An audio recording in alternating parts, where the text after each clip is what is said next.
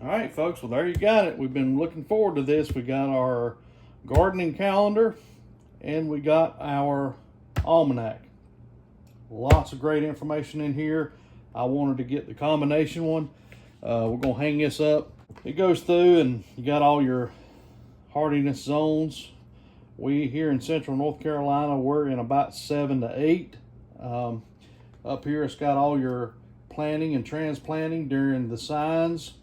It's got talking about when you get rid of your weeds, when you harvest, when you fertilize, when you prune.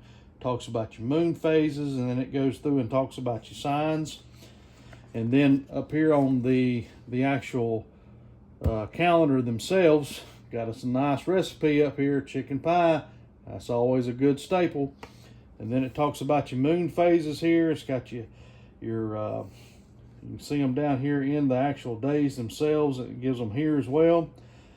Talks about your garden, your flowers, if you're in the colder climates and the warmer climates. And then down here in the calendar, you see day by day, it gives you certain things. It gives you your signs. It talks about where your moon's at.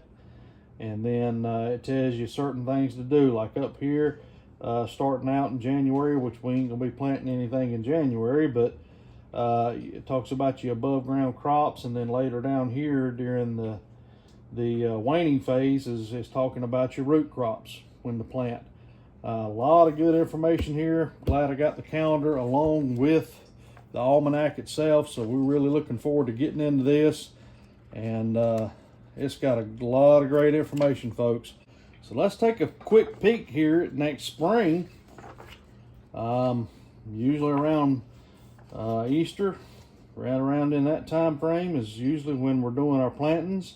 So it looks like next year, just a quick preview, looks like first part of the year, there's our signs. The Cancer, sign of Cancer, that's when we want to plant our above ground crops. So they're going to be going in early in April. That might be a little early for that.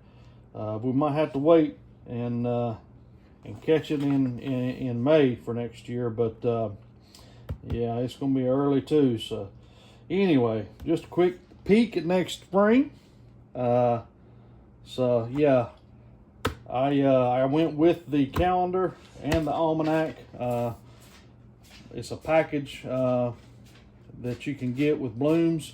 You can get just this or the package. I went with both, and I went with a 3-year subscription, so I wouldn't have to worry about trying to run to the store and getting it. Nothing like that. It automatically be mailed to me in September the year before. So I encourage you, if you're not using the almanac to plant, to tend your garden, you need to do it, because when it comes time to harvest, it's going to make a difference. I guarantee it.